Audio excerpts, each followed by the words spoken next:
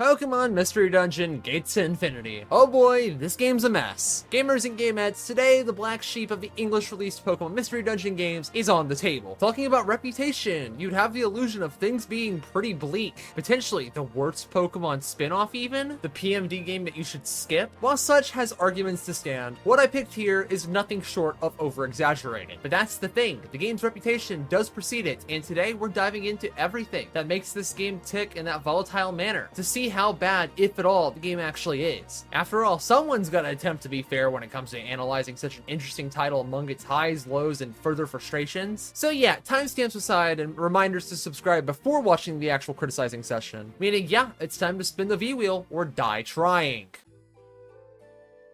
How else to start once again but raw dogging it with the gameplay. But first we gotta start out of battle because somehow they found a way to tie it in. So with the basics first, once again a new world is given to run around in and whatever. The hows and extras is why we care, because our basic overworld movement isn't grid bound anymore, as the circle pad will allow you to run in more than just simply the standard 8 directions, making the small amounts of movement you do much simpler and generally better. The pause menu has a position reset button now just in case something weird happens, where the only real remaining quirk is the ability to save anywhere now to cut out on any time spent backtracking to save. So far, everything's great. The overworld is positives. So now we get to peek the hallway into our dungeon system, since these are the game's big identifiers for better or for worse. And for worse instantly is the addition of overworld sections. While all dungeons are still bound to their normal dungeon crawling, stair finding nonsense with random floor generation, not all of them are exclusive and instead try to do overworld areas in place of floors throughout the dungeon. These floors and their layouts are always set in stone across playthroughs, with your first run's progression actually carrying over between runs of these dungeons through the interactable spots. Otherwise, these sections are really just hallways with potential mons to battle against and items to snag along the way. Outside of attempting to add immersion to these areas, they're pretty much just a net negative for any repeat run of their dungeons, or they would be if the new dungeon generation didn't make them so much more appealing. If you've ever played Gates, you'd know that the floor generation is way off and generally worse. So why is that? The biggest issue is the general size of the floors. These things are absolutely massive.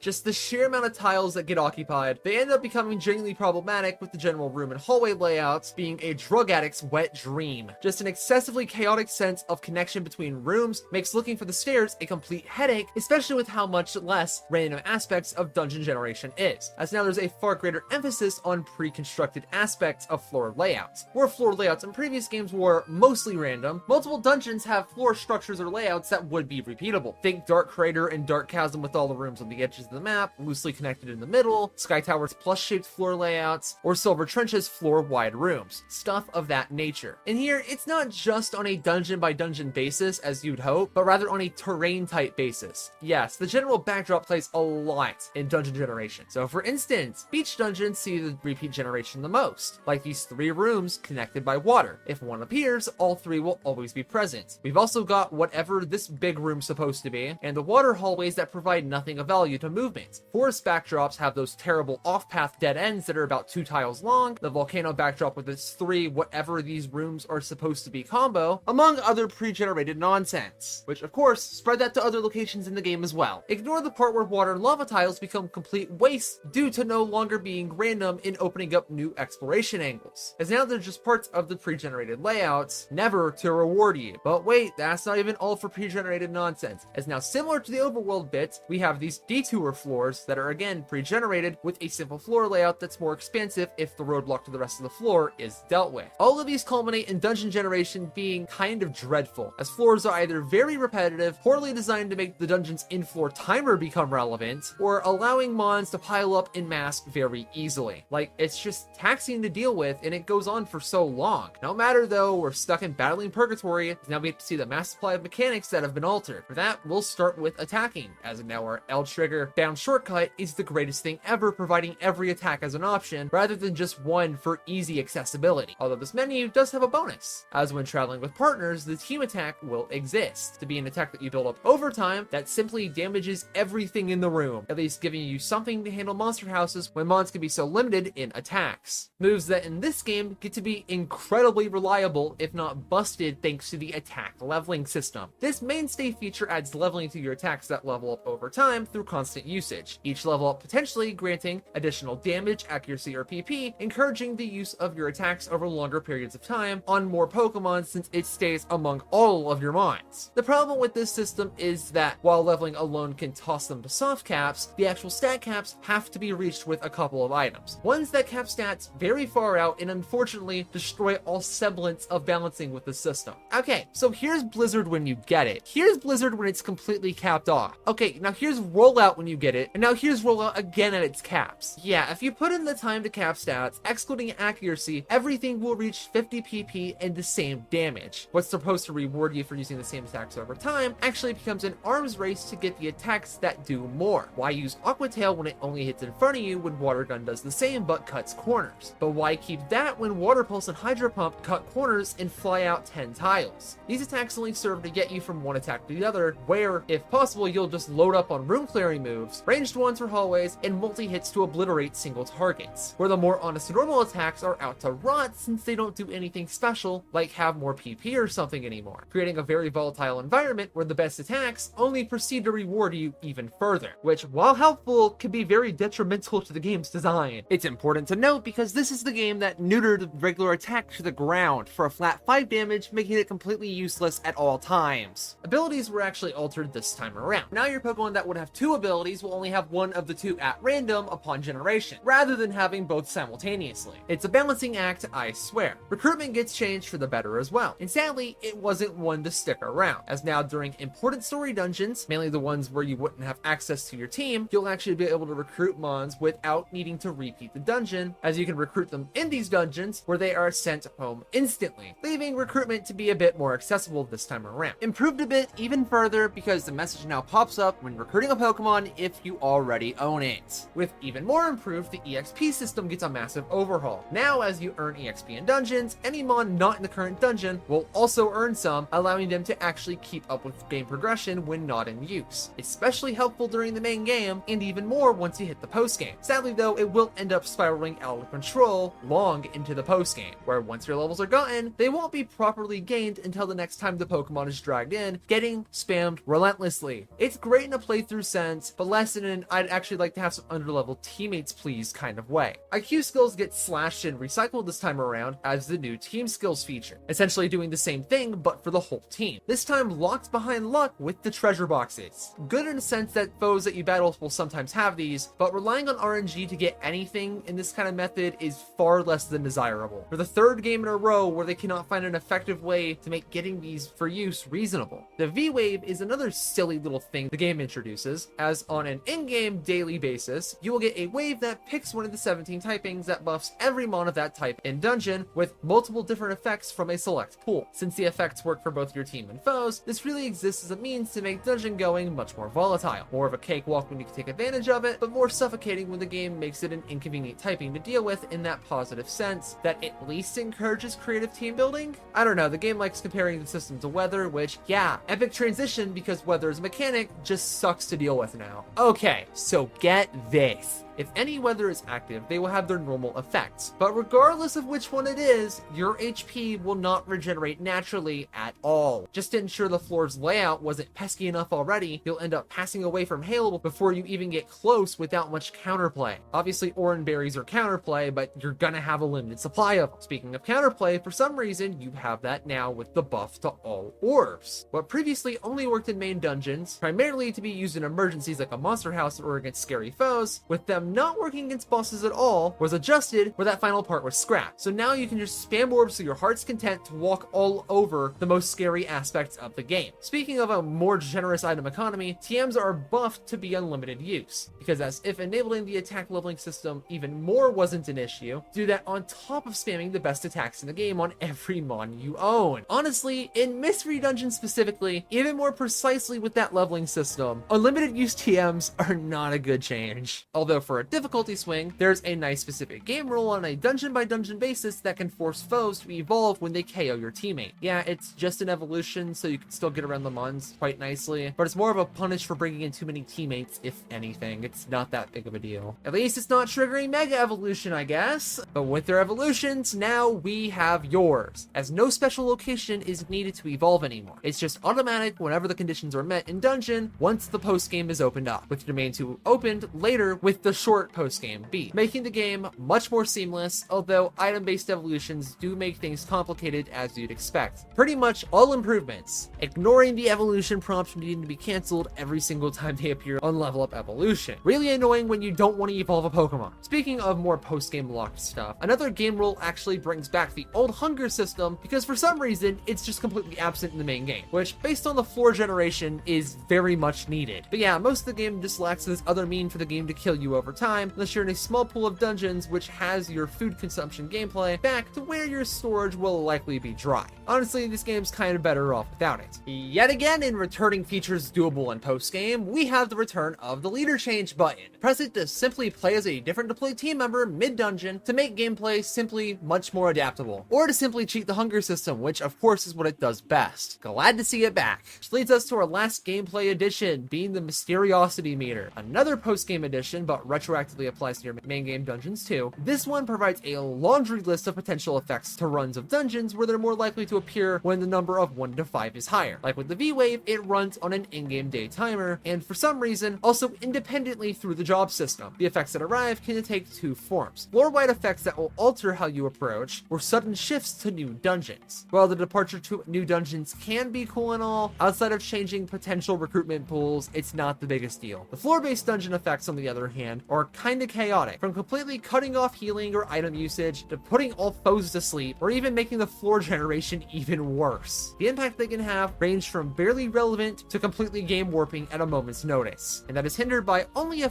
few DLC maps being absent from their influence and not a bit more, which lastly leaves us with the job system and the diet that it was forced on, as once again we got 2 mission boards, each separated by what they provide. Our right board providing just rescues, item retrievals, and some variation on the unruly foes as mini bosses. Just a thoroughly unimpressive lineup. While the missions have strength and simplicity, they do have issues. Particularly floor generation in the main game dungeons can make you dig far into dungeons for their lowest available missions objective floor. For example, you're not going to have a job objective on a floor with overworld movement. Alongside the fact, for some nonsensical reason, you can only ever take out a single request per dungeon, meaning stacking objectives for dungeons to milk for so many rewards at once isn't a thing. Sadly, in the game with the most important rewards to grind out, alongside all those paradise level ups you will be missing. Meanwhile, the board on the left is just much worse, as it's got 2 types of missions, both of which can be played in multiplayer, where you get to lock in with a solo mon to join others, or not. You get a small party of 4 to beat up, or a raid boss through a legendary Pokemon that uses a gameplay quirk called being huge on a 3x3 size that makes their hurt box larger and alters their normal attacks to much larger radiuses. Sadly, something that we wouldn't see capitalized on until the next game. Anyways, that's a mouthful in terms of our gameplay overhaul, a mass supply that truly helps Gates to Infinity stand out among the P&D lineup with its notable ups and downs, dropping the ball through making the dungeons less enjoyable with how long each floor holds you hostage, with even more dungeon repetition, plenty of attacks completely cannibalized by the leveling system rewarding only the best moves even more, and drawbacks in the job system generally being hindered by how many and when they can be done, where we see ups basically everywhere else. It makes for a very volatile experience to just sit down and enjoy.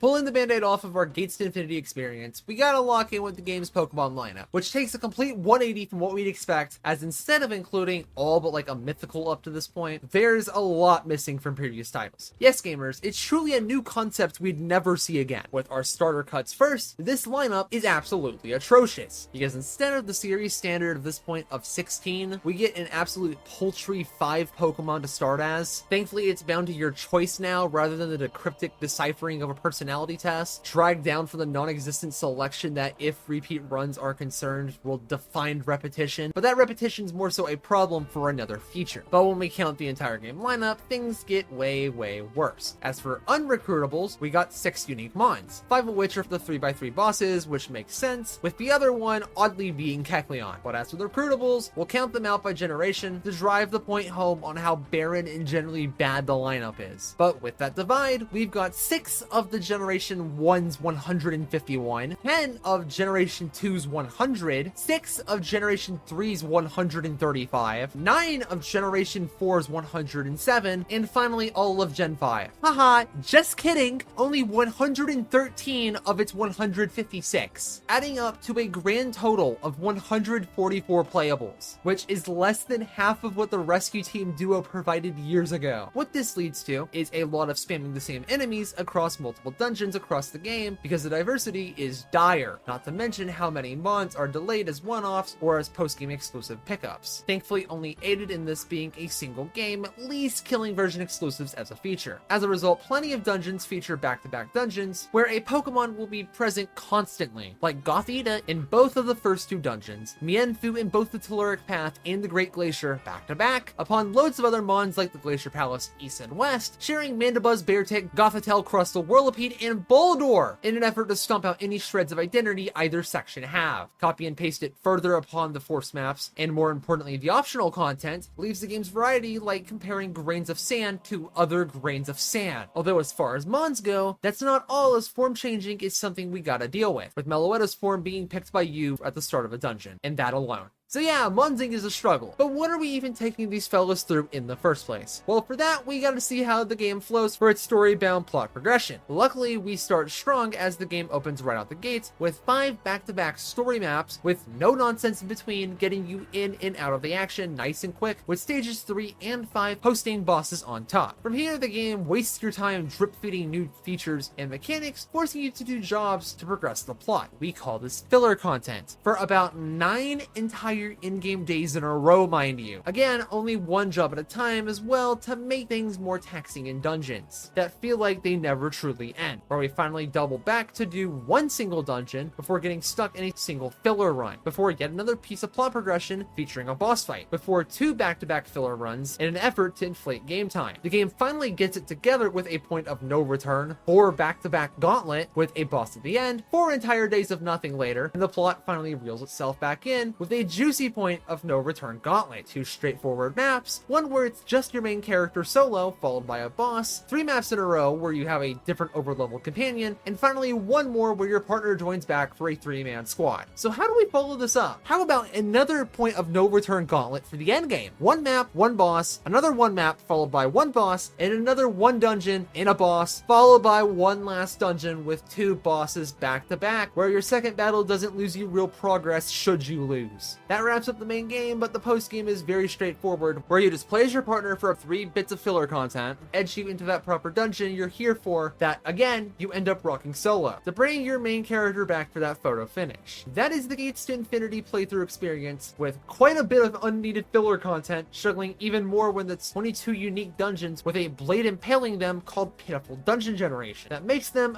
tedious to play, where post game at least is just a single map. There are cool ups like selectable teammates for story sections that really never existed before. God forbid we mention companion mode and its ability to prevent you from ever soft locking yourself in the items and levels department, but more on that one later. Congrats! That's our progression line. So what about the game's difficulty? It's actually a bit of an odd one. In terms of the level curve, it's actually pretty easy to keep up with, granted the EXP system, making it fairly smooth as a result. Starting at level 7 for some reason, you do your first 5 maps, do all the filler content before in Flora Forest, and you'll likely end up around level 14 in level, despite, again, the hefty amount of gameplay at this point. About 22 in level after the Great Glacier Gauntlet, roughly 30 by the time you pull out of the Scorching Desert Gauntlet, and about 35 by endgame. Thankfully, being under-leveled is such a non-issue as far as difficulty is concerned. It's a bit odd, as early game is stupid easy. Everything's soft, and you're typically gold. Once you reach Telluric Path, there is a notable difficulty spike, courtesy of some obvious stat inflation, where difficulty keeps up a bit, of course, before snowballing later on, but more reasonably. The boss fights are the annoying part of the difficulty, especially as outside of the first boss fight, they really just like to make the game difficult artificially by just spamming enemies. The second 3 boss fights are taming these numbers. Your 1v3 can be annoying, but it's the bosses in the final act of the West and East Glacier Palaces that just spam enemies and hoping to get a stray KO on you or your partner, which just ends up being kind of obnoxious, especially as everyone is surrounded. But otherwise, the last 2 are fine, barring high damage output from Karam. As main dungeons already reward item play heavily as insurance policies, the buff to orbs can really make quick work of most boss fights, unless they're in that lineup of spam where they feel damn near essential. On average though, with a lot of the power creep you get to work with and extra prep time that you can buy, this game is usually pretty easy, especially for experienced players. That just about covers it for our playthrough section. It's a decent length P&D game that, ignoring the early game bursts of filler content, can be a pretty enjoyable time, especially as mods recruited in the main game carry over nicely to post, making for a very playable experience overall. Aiding in your journey, we got loads of content to make the game's general offering much stronger. From the item economy to the dungeon offering providing more, they've got plenty in tow to keep you playing. With the most basic and necessary features first, let's go to town. It's a series staple. We got the Kecleon shop to buy and sell you items to make tackling the gameplay easier. Meanwhile, the in-dungeon shop variants still exist as one-off offerings, although with the low money cap, you might be slacking in buying power, potentially making getting slaughtered by Kecleon a bit easier. In terms of streamlining the game, we actually get a new item storage system with the deposit box, not just packing your normal item storage, but even serving as your bank, so all of your depositing needs are met in one go. Better yet, as they're accessible from mid-dungeon checkpoints, ensuring your goods are in arm's reach most of the time. The only thing new otherwise are these useless presets of items you can withdraw, attempting to speed up the process, but realistically only you will really know what you need in the first place. For our last returning but actually reskinned town feature, it's Rampardos with his box opening store. Pay money to get items from boxes because of course we need glorified slot machines that, once again, are still one at a time when opening. With the speed and the RNG, both will ensure that getting the team skills are going to be one slow, grindy process. Since Sino runs the gift shop store, that's general use is low in value. The primary focus is to sell you gifts to help recruit Pokemon, which you could always just be lucky to have happen instead naturally, or the extra bonus of essentially being a Pokedex informing you of Mon habitats and the list of Mons. Overall, it's useful for recruiting all the Mons, but typically passable,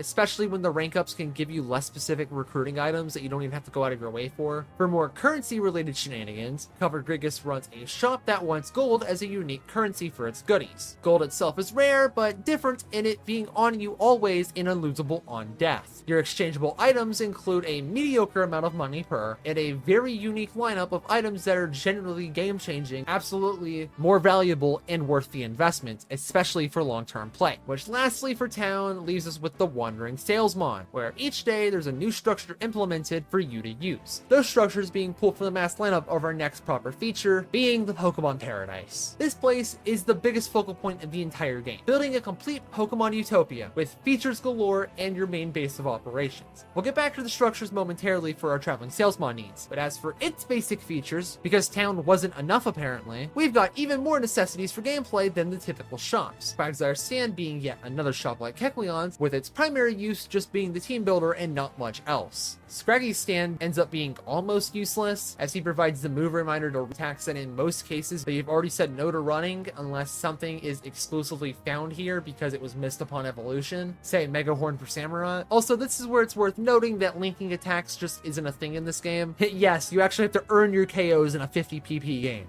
Victini's infamous V-Wheel shows up for 2 things. One, showing you the forecast of upcoming V-Waves for the next 10 in-game days, and its second need, spinning the actual wheel in hope of winning the right to change the V-Wave to one of your choosing. While it's basically luck in order to win, you can also pay for extra winning positions on the wheel, because who was ever hurt from pay-to-win gameplay? Most of the time though, you're not really coming over here unless you need a gameplay edge for the hardest dungeons in the game. Lastly, that leaves Girder's shop, where we have to transition to the actual bits of Pokemon Paradise with the mass amount of customization and feature building offered. The shop in particular allows you to pay money and materials to build land. Said land is used to spend, again, money and materials to make structures. More land is available as you build more structures, and more structures are unlocked to build as your paradise ranks up. The main reason to gain ranks in the first place. With 41 total structures and only 32 plots of land, you'll never have everything. The main reason the traveling salesmons from earlier exists. The features granted by facilities vary. It can be as simple as item shops, like one that for some some reason uniquely gets abandoned, to way too many dojos that'll eat half your structures to make leveling up attacks easier, alongside access to minigames you won't actually play, but most game-breakingly of all is the farm. Yes, Gates to Infinity is yet another entry to Nintendo's crowned farming sims, where you get to plant seeds to get more over time, from something simple like orange berries to something powerful like violent seeds, or the complete difficulty-shattering ability to grow more reviver seeds, as if getting res from these already wasn't powerful. Having way more than you'll ever need will make gameplay a complete non-issue. Even more so as most structures can even be upgraded to have their effects enhanced for more potency. What this creates is a crazy item economy, attack enhancing zone, supply of complete nonsense that in general gives a large goal with constantly moving goalposts to work towards, heavily encouraging always sticking around on one save file and never really needing to restart from scratch. Like, think about your recruited team members running around. Do you really want to evict them? As far as the structures go, the only ones that we gotta look at more for their features are Music Paradise and the minigames. As Music Paradise is just like Explorers of Sky's jukebox, a place to listen to all the game's music whenever you like, with more tracks unlocked as Paradise levels up. The reason it's unique enough to warrant mentioning is because the last song played will actually stick around it for all of Paradise, for some extra flair. There's only one correct answer, and it's the giant star approaches. Anything else is wrong, and I'm gonna laugh at you for it. Thankfully, too many games exist to help get your mind off the main gameplay should they be constructed and played at a measly price. Bear Kick Slide is a simple game of sliding in hockey pucks into the hole with the touchscreen to gain points, where at the end you'll get a reward based on your performance. It's a neat distraction, but the rewards hardly make it worth grinding. Whereas Salvage Treasure is a very easy game where you simply guide a Starmie around with motion controls to avoid obstacles and grab plenty of chests, which serve as your reward at the end, being immediately more satisfying even if the rewards could be a bit mediocre, which the lacking reward lineups at least make the inclusion of these two facilities not must-haves for your Paradise. Not on the scale of the Reviver farm anyways, which those seeds have to come back into picture since Street Pass is a thing that exists. This game's got integrations with it through the mailbox, allowing you to send Reviver seeds specifically to other players so they have some to work with. Let's be real, you're likely not turning on Street Pass for this game. Why would you even dare share your Reviver seeds? Although now in our features lineup, we got the big one with Companion Mode, as this menu option will pull you out of the main game, again, similar to how saving is accessible at in-town or at dungeon checkpoints to take control of a recruited ally. While what you can do is a bit restricted, it does allow you a means to play the game and make meaningful progress, primarily if you're stonewalled in the main story, with its 3 points of no return being easy points to get stuck. You know, considering your main progress is saved and you're positioned to something completely separate, as this mode allows you to mess around in Paradise with town features dropped in to make accessing them easier and faster, and you can progress jobs for more rank ups, with the only real drawback being an inability to leave through the main dungeon gate, blocking off specific dungeons entirely. Although the most important gameplay quirk attached is just the much easier team building, since the main mode force deploys your main two characters during the main story. Always, where in post-game removing the two is a last-second chore that Quagsire sadly can't help you with, restoring the duo back after a dungeon is ran. This just helps you get around that tedium, but otherwise it's just a faster means to grind, whether it be levels, items, or of course your one-at-a-time job requests. Also uniquely here is multiplayer. By connecting to other players, you can get them into your Paradise to screw around or whatever. The big difference is this allows you to actually bring in more players to handle the left job request board instead of pulling the band-aid off solo, although nothing unique is held in this means. Lastly, we've got two footnotes, both stuck in the main menu. Passwords exist to get goodies from random internet sources, although why they titled it Wonder Mail, you know, a core feature from previous titles, will never really make sense. Then that leaves us with Magna Gates. This option allows us to essentially generate infinite dungeons, as by booting up the 3DS camera, you can find dungeons through anything with a circle or circle shape you can find. May it be a Joltik plush, or an attempt to hope the camera focuses on the Pokewalker to work. Clicking on the circle once noticed will open up a randomly generated dungeon with a random team picked from the game's 5 starter Pokemon, where you basically just play to win, where any items and gear you gather will go to your main save, with the main risk just being a boss at the end. Basically, this is just a quick play mode, where you can actually save your dungeons after the fact to run them back if that's appealing, because companion mode might not be for some reason. And gamers, that's where our features lineup ends. Outside of our basic town features, we get a load of neat ups in terms of what we can do, whether it's limited multiplayer, a massive time dump like the production of Paradise, alternative gameplay approaches with the Magna Gates or through companion mode. Honestly, the side content's pretty damn good. Just makes you wish the post game had more going on in it, since once that battle of 3 dungeons is done, your nose immediately goes to the grindstone, which can make this back end feel a bit empty.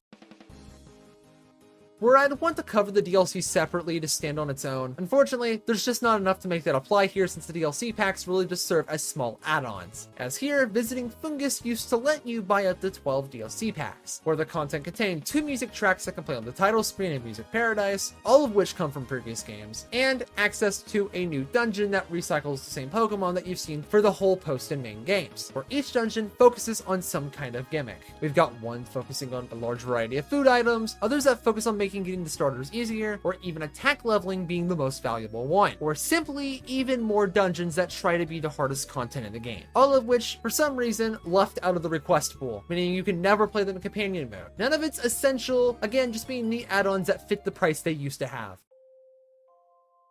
And once again, to nobody's surprise, Pokemon on the 3DS struggles a bit in the art style department. On one hand, the landscapes look nice, making the overworld environments look and feel good, even if the Pokemon models aren't the worst, despite feeling a bit stiff. In dungeons is where things go wrong, as the landscapes make open tiles harder to decipher. Hurting that environment is the pitifully zoomed in camera that makes playing around here much harder for no reason. Okay, so get this. Again! In PMD1, the camera is off center, but the grid tile offering on screen is 9:6, with a bit cut off on both ends, almost making it an 11:8. PMD2's on-screen tile offering is an 11:7 grid, where there's a wee bit of cutoff vertically with a centered camera. Here, for some unfathomable reason, the camera is tilted to present more visible tiles north of the screen while covering up some on the southern end. As a result, we have a total visible alignment of a 5x5 board, where in width it's partially 7 through cutoff, but really only so for the back 3 tiles, and in height the extra line cut off at the top in standard play, for a system that's got a wider screen than what the GBA or DS had. Maybe it's the devs wanting to show off the new models and dungeons, which is where the issue is. As here, the gameplay is zoomed in with much larger character models, ends up making the gameplay feel much more crowded, while hiding potentially valuable information out of sight. Oh, we were talking about the models, right? Bad for the reason you see on screen. The mons frequently having very aggressive clipping abilities, while just looking a little bit off-putting sometimes too. Maybe it's worth trade-off, as the cutscenes functioning on a 3D plane at least adds to a more dynamic experience, capitalizing even further with dynamic camera angles during simple normal dialogue.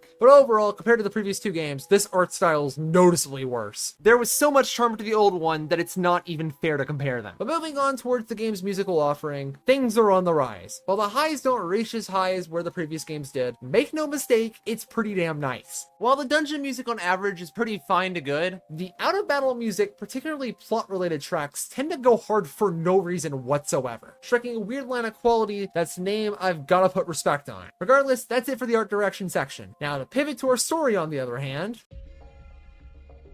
thankfully for us, the story does have good reception. So now let's dive into seeing it in action. First, our voices are calling out to you in the human world in order to get you to save it. And with the assistance of the forbidden H word, you hop in as a Pokemon, only knowing your name and that you were previously a human. The repetitive start will haunt your dreams. Now as a Pokemon, you immediately meet your partner who's in a hurry, and luckily for them, you're the perfect escort. So thanks to your help, they're able to buy a plot of land to make their dreams of the Pokemon Utopia real. A Poketopia, if you will. And now you're getting indoctrinated to help out. After a night of homelessness, it's time to find a carpenter to build a proper home. So you simply go get the funds, get robbed, and are sent off elsewhere from his goons, because as it turns out, the carpenter is in cahoots with your thief, and the house was only a pipe dream. Luckily, the little dudes just want their boss to be chill again. Your partner wants him to build the house, nobody else, just him. And after some sad backstory happening way too soon in the game, Mans goes down, and he's finally strong-armed into building your single-room shack. From here, your buddy gets the new goal of forming a team with Mons that you can trust in a world that's so far been depicted as not really hospitable to Mons trusting and working together with one another. In your friend fetching operation, you go on a simple request where you help a little rodent find his missing friend. 2 people that are pretty chill and surely will be unrelated to the plot going forward. Progressing the plot, we get weird stuff going on when Virizion shows up in town, where she completely crushes Dunsparce's ability to exist because of that jaded perspective nonsense. Issues will arise immediately as hooligans run off with him, causing yet another Dunsparce rescue mission, where Virizion Lucian decides to just stop being a terrible person, and after your partner's monologue, decides, oh wait, we need friends to form a team with, and these two bozos are perfect. And also the green one tags along just because. And now with an actual team being recognized by greater beings or whatever, the filler content commences, a criminal totally gets reformed, Paradise stops being a wasteland, and Victini forgets that he should probably be recruitable. Although after some time, people are on edge because some freak is running around and everyone's scared. But after a child goes missing, you gotta help find the damn thing, and despite plot being prepped for later, things end up fine and dandy. But the alleged creature shows up in town, and after clearing up the misunderstanding and showing off his sick cards, you're off to find its friend in danger. Saving the cat that's sadly not green, things seem a bit grim as it's missing its own cards, but the setup plot from earlier pays off, and now they've got a ticket to beam you up to the Great Glacier, and they also join your team for some reason. But after pouting over some dumb rules for keeping your team recognized or whatever, alongside some backstory stuff, 4 of you set off to explore, but sure, the wrong 4 is here, and it's awesome. Minor plot devices are discovered, and the deepest point to explore is nearly killing everyone, weirdly ignoring you, but that's needed for plot later, obviously. Hiram drops in like a one-winged angel to make your squad shoot. Basically, going further would be bad. Time passes, and your visions of Muna finally become relevant since you can go on the rescue op to save her. But oh no, it was actually a trap the entire time, and the vision you've been repeating non-stop was a lie. Fleeing from trouble, you're running solo until the big bad that you've been envisioning turns out to be the good guy. In fact, it's a lot deeper since he's the one who brought you here to the human world in the first place, as it's actually the voice of life itself. And the weird lights in the sky were other humans failing to save the world. And it's really just a lot of lore to take in before running to Post Town, but getting derailed because your missing partner was captured. So after performing a siege and rescuing your buddy, you begin your slow, peaceful walk home. But then Hiram drops in like a fever dream and just murders Hydreigon in broad daylight, and nearly does the same to you, only sparing you in pity for your partner. After droning on about defending the world's destruction through protecting the bitter cold or whatever, you live to see another day. The end game, in fact. As now with the Glacier Palace airborne, the end is near. So after prepping a team to board the airborne castle, you're in and split up where Espeon and Umbreon rescue a Keldeo being held prisoner, where the others force their way forward, eventually confronting Muna once again, questioning its ideals effectively enough for it to save the main duo in a moment of peril to continue forward, where our gravity enthusiast returns once again to fall apart, where you alone can finally face down the physical incarnation of all the malice, distrust, and general evil of the world, where you eventually win because with enough will and strong bonds with your friends, fate can be changed. Apparently we're playing Fire Emblem Awakening for the second game in a row, but for completely different reasons. Whereas always, it's time for your sad departure from this world, where without a trace, you leave on your own terms, as for some reason, everyone's supposed to forget you exist, but don't. And with a final departing message from everyone, you're done,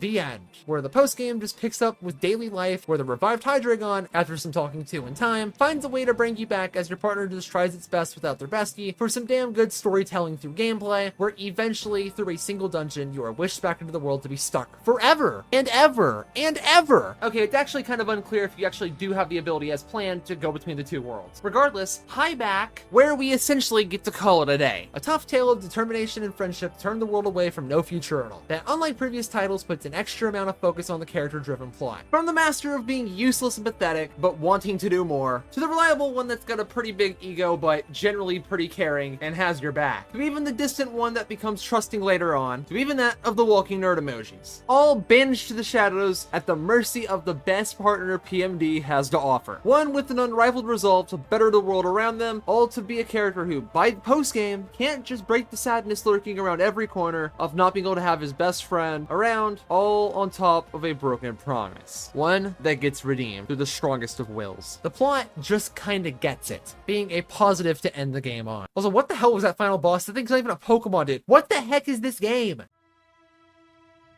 Well, that's all for Pokemon Mystery Dungeon Gates to Infinity. At the end, it ain't half bad. In terms of strengths, it's just another Pokemon Mystery Dungeon game where Gates, in particular, only really sees unique strengths in one field. Continual grinds to work towards, like building the ideal paradise, aided by the new attack leveling system, alongside how much playable your recruitable cast is with the new EXP system. Realistically, not held back by too much. Mainly a pathetic Pokemon lineup, the repetitive job system, short postgame, and the only real fatal issue of the dungeon generation, making the game a bit of a chore to play at times through the long longest corridors you've ever seen. Everything leads up to Gates being a weird one for sure. A game that doesn't excel too hard in a playthrough sense, but actually does in a post-game long-term, part-time job territory that can be enjoyed like Heart Gold till Silver, although here in a much more grindy form, which also happens to be the game's undoing. Regardless, it's review time, and here we lock in with another 3 out of 5 stars, all around a pretty nice product from start to finish. And asking if you should go play it, yeah, although it does absolutely hold its title of the most skippable PMD game, the game is honestly fine and worth playing through. And as for my personalized recommendation, just go play Super Mystery Dungeon instead. That's all. This game's fine, but that one's just much better. Like, go shoo already. And that, gamers, is where we leave things. So as always, thank you for watching, and until next time, I'm turning off Street Pass because I don't need peasants taking away from my Reviver Seed stash. Just play better, little bro.